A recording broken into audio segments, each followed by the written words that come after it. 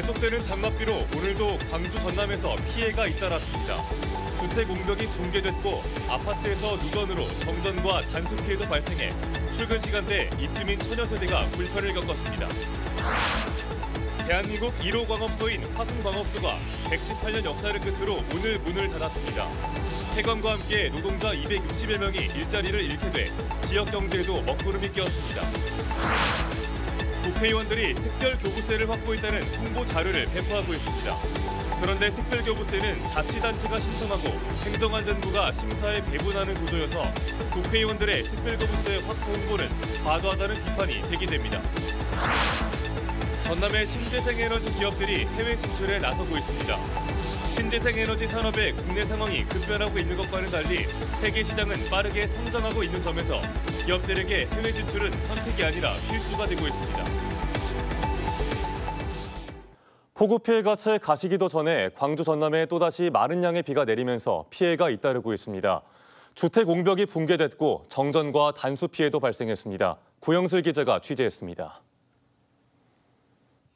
돌덩이와 흙더미가 곳곳에 흩어져 있습니다. 오늘 새벽 5시 40분쯤 광주시 지산동의 한 주택 옹벽이 붕괴됐습니다. 새벽 시간대 폭우가 쏟아지는 바람에 이렇게 정화조 물이 넘쳐 옹벽과 함께 계단이 무너졌습니다. 건물 안에 있던 80대 노인 등 일가족 4명이 긴급 대피하는 소동이 빚어졌지만 다행히 인명피해는 없었습니다. 저기 무너져가지고 소방차도 오고 막 너무 무서웠죠. 이렇게 비도 많이 오고 좀 우려를 했긴 했는데 역시 저렇게 됐어. 아침 7시 20분쯤엔 광주시 계림동의 한 아파트에서 정전과 단수 피해가 났습니다. 밤새 내린 비로 지하 2층 펌프실에서 누전이 발생해 일어난 사고였습니다. 물이 끊기고 엘리베이터가 멈춰서면서 출근 시간 천여 세대가 큰 불편을 겪었습니다. 공중 화장실 간다고 하더라고. 아니 올랑내랑 엘리베이터 안 되지. 걸어서 다니려니까 불편하지. 광주시 유촌동의 한 공사장에서는 가설물이 넘어지면서 차량을 덮쳤고 담양군 월사면에서는 나무가 도로 위로 쓰러지는 등 하루 종일 피해가 잇따랐습니다. 장맛비는 오늘 밤부터 내일 새벽까지 또 내리겠습니다. 광주지방기상청은 5에서 30mm가 더 내릴 것으로 예보했습니다. 네, 북쪽 상층에 차고 건조한 공기가 영향을 주면서 정체전선 주변으로 저기압을 발달시켜 비구름대의 위치와 강도의 변화가 매우 컸습니다. 계속된 폭우로 지반이 약해진 가운데 장마가 이어지는 한 달 동안 각별한 주의가 필요합니다. KBC 구영슬입니다. 226억 원을 들여 건립한 광주 서빈마루센터에서 누수 현상이 발생해 부실 시공 논란이 일고 있습니다. 폭우가 쏟아진 지난 27일 광주 서빈마루센터 도서관 천장 일부에서 물이 새는 현상이 발생했는데 광주 서구청은 빗물 배수 시설에서 모인 물이 역류해 누수가 발생한 걸로 추정했습니다. 당초 개관은 지난 28일이었지만 안전 점검 등을 위해 개관이 다음 달 11일로 연기됐습니다. 하지만 226억 원을 들여 건립한 서빈마루센터에서 개관을 앞두고 누수가 발생하면서 제대로 시공이 됐는지에 대한 조사 필요성이 제기됩니다. 60대 숨은 관리원이 숨진 것과 관련해 노동당국이 한국농어촌공사를 상대로 중대재해처벌법 적용을 검토하고 있습니다. 광주지방고용노동청은 폭우 속 숨은 시설 점검과 조작 과정에서 농어촌공사의 관리 감독이 미흡했던 걸로 보고 안전수칙 위반 여부 등 조사와 함께 중대재해처벌법 적용도 살펴보고 있다고 밝혔습니다. 농어촌공사와 도급계약을 맺고 수리시설 관리 업무를 맡아온 67살 오모 씨는 집중호우가 쏟아진 지난 27일 밤 한평군 엄다면에서 수문을 점검하던 중 실종됐다 이틀 만에 숨진 채 발견됐습니다. 대한민국 1호 광업소 화순광업소가 118년 역사를 끝으로 오늘 문을 닫았습니다. 폐관과 함께 노동자 260여 명이 한꺼번에 일자리를 잃게 되면서 지역 경제에도 먹구름이 끼었습니다. 정경원 기자의 보도입니다. 이미 짐을 다 꺼낸 탈의실에 둘러앉아 이야기꽃을 피우는 화순광업소 마지막 광부들. 밝은 표정으로 석별애정을 나누던 이들이지만 종업식이 시작되자 결국 눈시울을 붉힙니다. 땀에 흠뻑 젖은 작업복을 입고 석탄가루에 새카매진 얼굴로 눈과 하얀 치아만 드러낸 채 마지막 광부가를 부르는 것을 끝으로 화순광업소가 118년 만에 문을 닫았습니다. 1905년 광업권을 등록한 국내 1호 탄광 화순광업소와 광부들은 고품질의 무연탄을 생산하며 대한민국 산업화를 이끌었습니다. 그러나 산업구조 변화에 따른 쇠락을 면치 못했고 결국 폐광이 결정됐습니다. 고된 갱도 안에서 생사고락을 함께하던 노동자 260여 명은 뿔뿔이 흩어지게 됐습니다. 10여 명은 내년과 내후년 폐광을 앞둔 강원도 지역 다른 광업소로, 또 다른 10여 명은 영암 조선업체에 재취업한 것으로 파악됐습니다. 하지만 200여 명은 생계를 위해 새 일자리를 찾아야 합니다. 그걸로 유지를 하다가 이제 해야죠. 이게 아마 길지는 않을 겁니다. 짧은 시간에 얼른 마음 추스리고 일어나야죠, 다시. 지역 경제의 한 축을 차지하던 화순광업소의 폐광으로 화순군 경제도 먹구름이 꼈습니다. 산업통상자원부의 조기 폐광 지역 경제진흥사업 계획 용역이 내년 말 마무리될 예정이어서 대체 산업 발굴 등은 시간이 더 걸릴 전망입니다. 퇴직 근로자 지원 조례가 지금 제정이 돼가지고요. 지금 하고 있는데 그 범위는 어떠한 취업 알선 그런 부분이 지금 포함이 되어 있습니다. 지역 경제의 중추적인 역할을 하던 화순광업소가 118년 만에 문을 닫으면서 사후 활용과 대체 산업 발굴 등 거대한 과제가 남게 됐습니다. 화순광업소! KBC 정경원입니다. 최근 광주 전남 국회의원들이 특별교부세를 확보했다는 홍보 자료를 앞다투어 배포하고 있습니다. 그런데 특별교부세는 사실상 자치단체가 신청하고 행정안전부가 심사에 배분하는 구조여서 국회의원들의 특별교부세 확보 홍보는 과도하다는 비판이 제기됩니다. 이상원 기자의 보도입니다.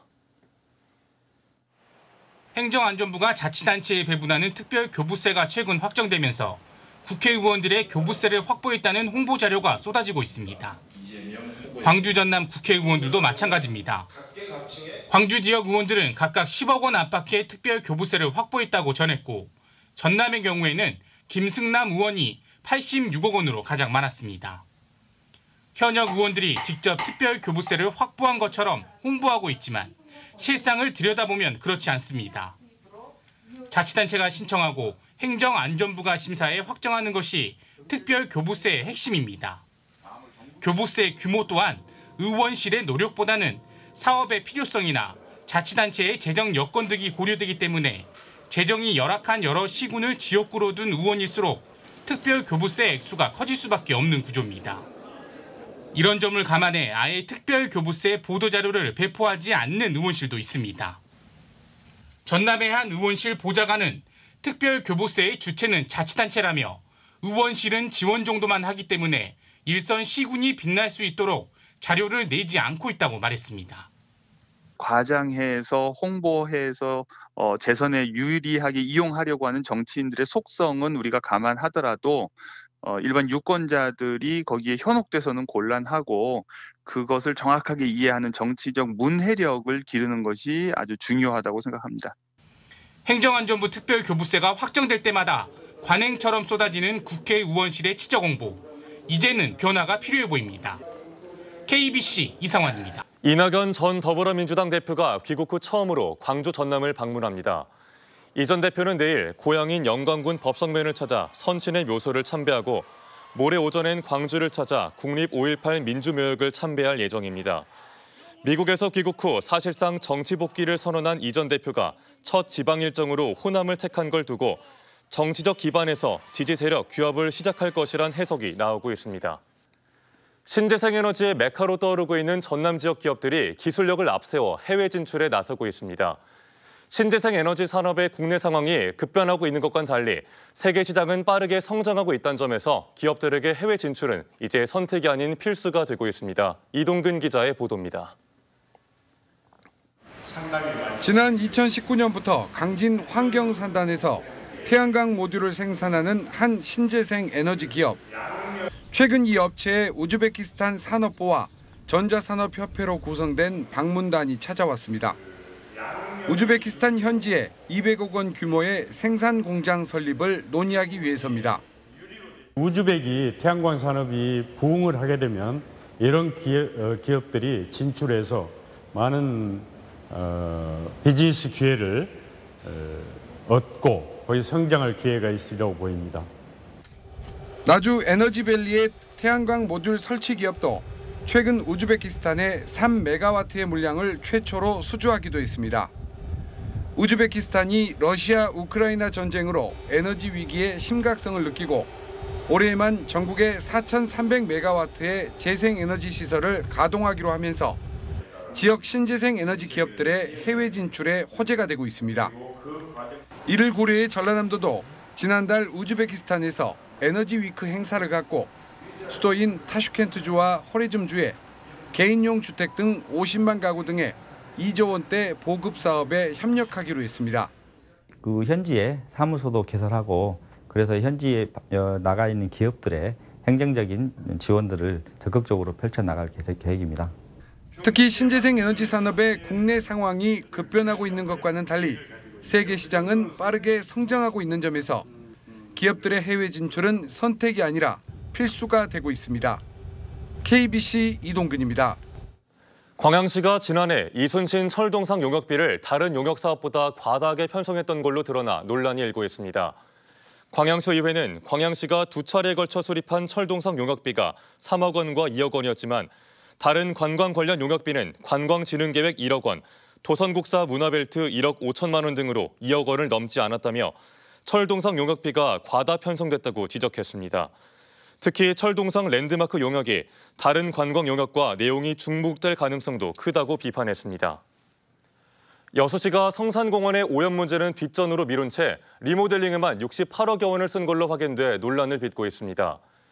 여수시는 지난 2년 동안 68억 5천만 원을 들여 성산공원 내 인도교와 수변데크, 어린이 물놀이장 등을 새로 설치했지만 정작 문제가 되는 생활하수 유입은 개선하지 않아 주민들의 불만을 사고 있습니다. 특히 호수를 가로지르는 90m 길이의 인도교 설치에만 40억 원을 투입해 인도교가 꼭 필요한 시설이었는지에 대한 의문도 제기됩니다. 불과 20여 년 전까지만 해도 조기와 갈치, 갑오징어 등 각종 선어로 넘쳐났던 목포항의 수산 경제가 가파른 내리막길을 걷고 있습니다. 어족 자원이 고갈되고 조합하는 어선까지 줄고 있기 때문인데 그 누구보다 수산업단체와 어선업 종사자들이 애를 태우고 있습니다. 고익수 기자가 보도합니다. 목포항에서 자리를 잡은 지 86년 만에 북항으로 옮겨온 목포수협수산종합지원단지. 10만여 제곱미터 부지에 들어선 4층 건물에는 저온 입판장과 수산물 유통 물류센터, 제빙시설뿐 아니라 어민 휴게시설까지 그야말로 친환경 첨단시설로 탈바꿈했습니다. 그러나 이처럼 쾌적한 환경과 시설에도 관련 종사자들과 어민들의 표정엔 수심이 가득합니다. 1990년 4만 5천 톤을 넘었던 선어 입판량이 30년 만에 18,000톤으로 줄었고 지난해는 13,100톤으로 예전의 30% 수준에 그치고 있습니다. 한때 목포 내양을 가득 메웠던 257척의 양강망 어선은 지금은 67척으로 줄어 목포항의 명맥을 겨우 유지하고 있습니다. 어획량 감소는 어선 감촉으로 이어지고 다시 위판량 감소로 이어지는 악순환에 배를 매물로 내놓는 선주들이 늘어나고 있지만 거래조차 이루어지지 않고 있습니다. 저도 그 짓고 한 가격만 나오면 팔고 싶은데 그 가격이 안 나와요. 그 적자 보고 팔 수는 없잖아요. 적자 보고 팔고 없어요. 울며 겨자 묶기로 지금 업을 하고 있어요. 이 같은 상황을 벗어나기 위해 수산 관련 단체들의 발걸음도 빨라지고 있습니다. 정부의 어선 임대 사업을 건의하고 사업 다각화 등 가진 노력을 다하고 있습니다. 이런 어선업 소멸 위기를 대응하기 위해서 정부에 지금 어선업 임대 사업을 좀 요청을 하고 있고요. 또 어선업이 가장 어려운 선원 공급 이런 것들이 저희 수협이 직접 나서서 최근까지도 전국 입항고 1위를 주고받고 있는 목포 수협과 진도 수협 등 수산단체 그리고 이를 받쳐주고 있는 어선 세력을 근간으로 버텨온 서남권 경제 어업 활동과 입항 실적 회복을 기대하기 어려운 현실에서 수산 경기를 되살리기 위한 해법 찾기에 고심이 깊어지고 있습니다. KBC 고익수입니다. 의료기관에서 태어났지만 출생신고가 되지 않은 광주 전남 지역 영유아가 지난 8년 동안 136명에 달하는 걸로 조사됐습니다. 보건복지부는 의료기관에서 태어났지만 출생신고가 되지 않은 영유아가 지난 2015년부터 지난해까지 광주에 50명, 전남에 86명이 있는 것으로 파악하고 다음 달 7일까지 출생 미신고 아동의 소재와 안전을 확인할 것을 광주광역시와 전라남도에 요청했습니다. 앞서 감사원의 조사 결과에 따르면 태어난 영유아 가운데 출생 신고가 되지 않은 무적자는 전국 2,200여 명에 달하는 걸로 집계됐습니다. PC방 종업원을 흉기로 위협해 금품을 빼앗고 달아난 남성이 경찰에 붙잡혔습니다. 광주 서부경찰서는 오늘 오후 5시 35분쯤 광주광역시 쌍촌동의 한 PC방에서 여성 종업원을 흉기로 위협해 테이프로 몸을 묶은 뒤 현금과 팔찌, 목걸이 등을 훔쳐 달아난 50대 남성 A씨를 해남에서 검거했습니다. A씨의 신병을 확보한 경찰은 현재 정확한 사건 경위를 조사하고 있습니다. 광주광역시와 전라남도가 민선 8기 2년차를 맞아 국장과 과장급 전부 인사를 발표했습니다. 광주광역시는 민선 8기 2년차를 맞아 조직 안전성과 시정 현안 추진 동력 확보를 위해 자치행정국장과 복지건강국장, 여성가족국장, 교통국장, 군공항 이전 본부장 등 52명의 자리를 새로 옮겼습니다. 전라남도도 조직 개편으로 확대되는 동부지역 본부장에 정찬균 광양만권 경제자유구역청 투자유치본부장을 승진 발령하는 등 7월 3일자 정기 인사를 단행했습니다. 모텔 객실에서 대마초를 피운 불법 체류자들이 경찰에 붙잡혔습니다. 목포경찰서는 지난 27일 오전 11시 50분쯤 목포시 상동의 한 모텔에서 대마초를 피운 혐의로 20대 러시아인 2명을 구속했습니다. 당시 경찰은 절도 사건 수사를 위해 인근을 탐문하던 중 이상한 냄새가 난다는 모텔 직원의 신고를 받고 출동해 이들을 붙잡았습니다. 광주광역시가 5.18 민주화운동을 폄훼하고 왜곡한 온라인 게시물 30건을 경찰에 추가 수사 의뢰했습니다. 광주광역시는 지난 2021년 5.18 특별법의 역사 왜곡 처벌 규정이 신설된 이후 지난 2021년 허위사실 유포 게시물 26건, 지난해 27건을 수사 의뢰했으며 올해에도 인터넷 게시물 30건을 적발해 경찰에 수사 의뢰했다고 밝혔습니다. 또 5.18 기념재단, 민주언론시민연합과 함께 모니터링을 지속해 왜곡 폄훼 게시물, 가짜뉴스에 강력하게 대응할 예정이라고 밝혔습니다. 전남쌀이 여성이 뽑은 최고의 명품 대상 친환경쌀 부문에 17년 연속 선정됐습니다. 전라남도는 여성가족부와 산업통상자원부가 후원하는 제25회 여성이 뽑은 최고의 명품 대상에서 전남쌀이 친환경 벼 집적화단지 조성과 전국 학교의 친환경쌀 공급을 비롯한 철저한 미질 관리 등에서 좋은 평가를 받아 선정됐다고 밝혔습니다. 1999년에 제정된 여성이 뽑은 최고의 명품 대상은 여성 설문조사와 전문가 심사를 종합해 선정하고 있습니다. 신안군 비금도에 삼페인 박물관이 들어섭니다.